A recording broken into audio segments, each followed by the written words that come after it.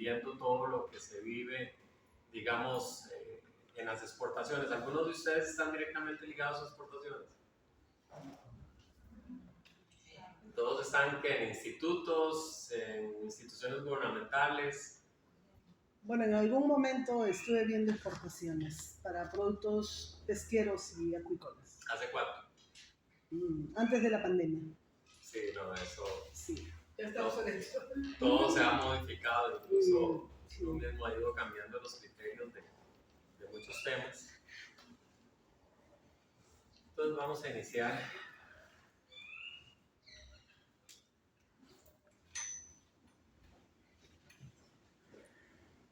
¿Necesitas vasito con agua? No. Ok. Nosotros somos la Corporación Bananera Nacional. No sé si los que son de Costa Rica nos han escuchado. Sí, claro. ¿Por qué es que conoces? No, por cultura general. Ya. Bueno, Corbana fue creada en 1971, se llamó la Asociación Bananera Nacional. ¿Por qué se creó una institución para el sector bananero? Bueno, ya habían antecedentes en Costa Rica. En Costa Rica, cuando, digamos, se ha visto que un sector económico es importante, le crean una institución. Entonces tenemos primero la oficina de café y café, el que hoy es el Instituto Costarricense del Café. Luego tenemos LAICA, la Liga Agrícola de la Caña, gracias, se me había olvidado que era LAICA. Y bueno, y luego se creó Corbana. Entonces vean que llega el Estado y dice, vamos a crear una institución que se encargue de, digamos, de todo lo que es café, que es era el más importante del país, y sigue siendo caña, y luego agregamos el banano, y bueno, tenemos otras como la Oficina del Arroz, y tenemos otra como la Corporación Hortícola, y la Corporación Ganadera, o sea, que son entes, todos somos diferentes. Entes públicos no estatales, ¿verdad? No estatales, lo cual implica que tenemos más flexibilidad para atender problemáticas y en sectores estratégicos de la economía. Fue como, digamos, algo importante porque si uno ve los ministerios de agricultura que tenemos, cada vez tienen problemas presupuestarios, tienen problemas de gestión. Entonces, por ejemplo, no hay una unidad de banano en el Ministerio de Agricultura de Costa Rica. No hay una unidad de café en el Ministerio de Agricultura de Costa Rica. Sí ven, digamos, los plataneros y tienen algunos asesores técnicos en otros donde no hay instituciones, pero por la reducción del tamaño del Estado, los ministerios de Agricultura han venido sufriendo esos cortes. Entonces, para bien o para mal, eso no ha afectado a las instituciones, a los sectores que tienen su propia institución. ¿Por qué se creó Corbana? Bueno, básicamente, o la Asociación Bananera Nacional en su momento, porque después de 1948, la Junta Fundadora de la Segunda República nacionalizó la banca y la banca comenzó a dar créditos a los productores nacionales. Entonces comenzó a gestarse como una política pública la creación de un sector nacional a la par de un sector que ha sido tradicionalmente transnacional, ¿verdad? Por las comercializadoras norteamericanas. Esto implicó que en algún momento dado, en los años 60, en esas crisis cíclicas, ¿verdad? Y los bancos le habían prestado, la banca nacional le había prestado a productores privados y vino su crisis económica. Entonces los bancos ¿qué hacían? Cogían las fincas y remataban. ¿Y qué hacían con una finca de banano? La finca de banano sirve mientras produce. Es muy compleja la administración de una finca bananera, ¿verdad? Entonces, el Banco Central, el Ministerio de Hacienda, comenzaron todos a negociar y de un pronto dijeron, creemos una institución para que administre esas fincas y los bancos no tener que tomarlas. Entonces se creó Corbana y Corbana comenzó a administrar las fincas que tenían problemas. Entonces ahí pusieron a todos los técnicos, conocedores de banano en ese momento y comenzó la gestión de la institución administrando fincas y se le dio una parte del presupuesto público. Pero ustedes saben que cuando uno depende del presupuesto público las cosas de ahí, si el gobierno tiene problemas no te da mucho dinero.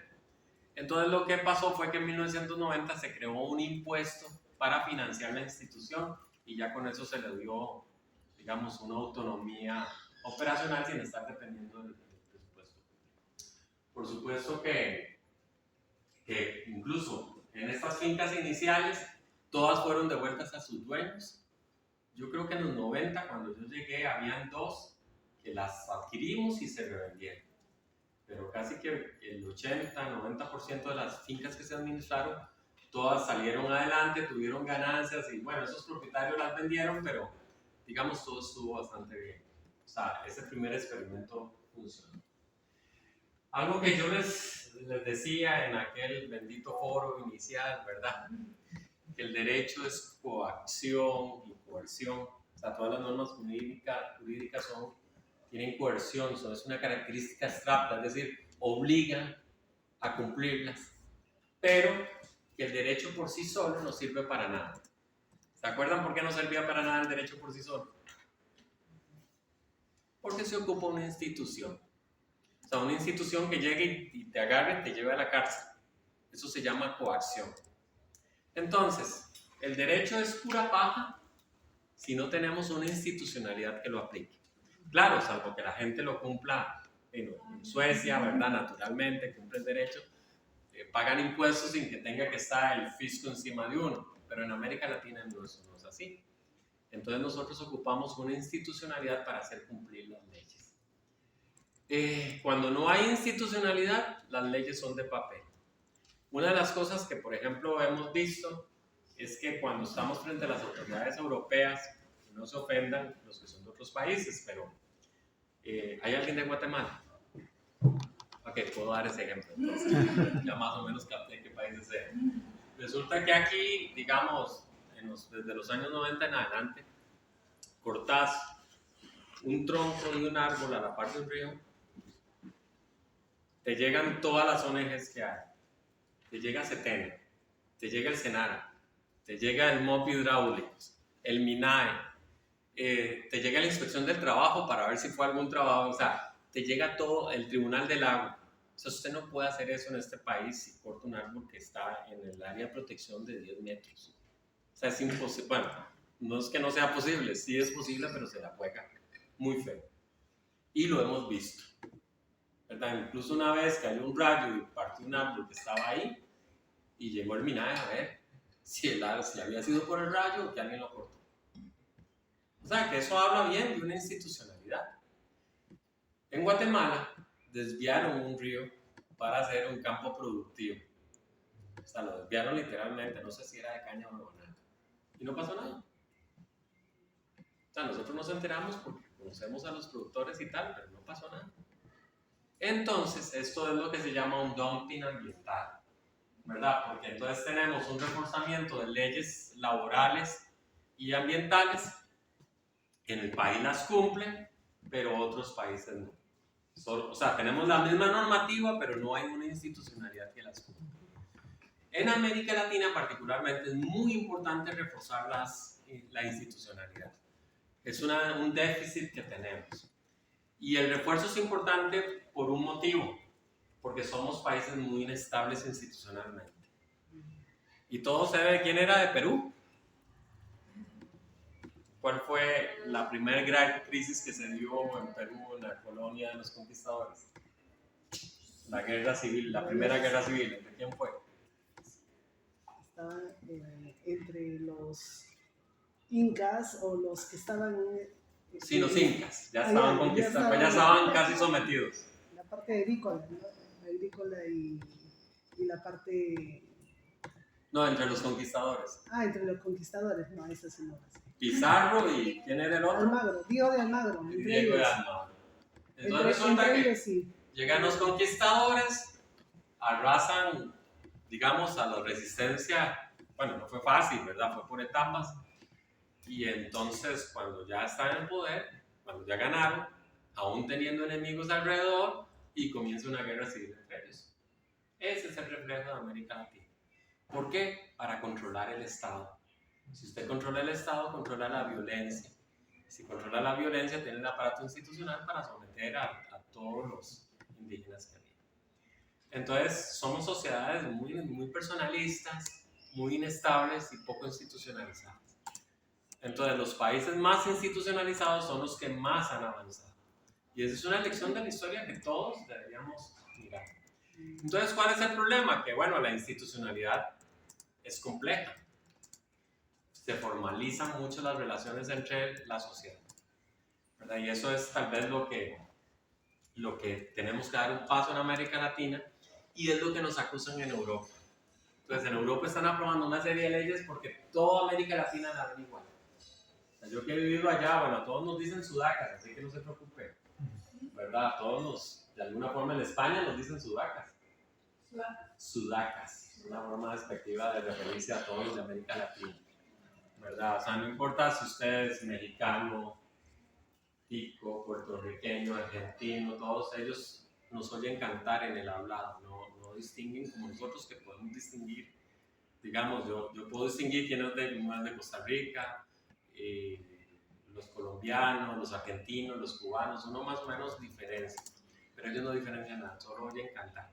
O sea, hay un español cantado, ¿no? Se los digo porque cuando volví a Costa Rica puse un programa de televisión y veía mexicano, o sea, cantado, igual. Entonces, el tema está aquí que ellos dicen, bueno, América Latina está retrasada, América Latina no tiene leyes laborales, no tiene leyes ambientales, o si las tienen igual no las cumplen, y entonces ocupamos y no solo ellos, los africanos, los asiáticos, y entonces comienzan a emitir una serie de leyes, ¿verdad? Con un fundamento ético, hay un cambio climático que no se puede negar. Entonces, con base en el cambio climático, ocupamos hacer cambios, pero además sus productores en Canarias y en otros países dicen, oigan, pero yo cumplo un montón de cosas, algo así como lo que estoy diciendo yo del resto de América Latina. No lo dicen ellos, yo cumplo un montón de leyes y normativas, ellos no cumplen nada y me están exportando y compitiendo con mis productores. Entonces, el primer pilar es que sí, hay un problema climático, de que todos debemos de contribuir a resolverlo, pero el segundo es que también hay un proteccionismo encubierto. Ok, entonces...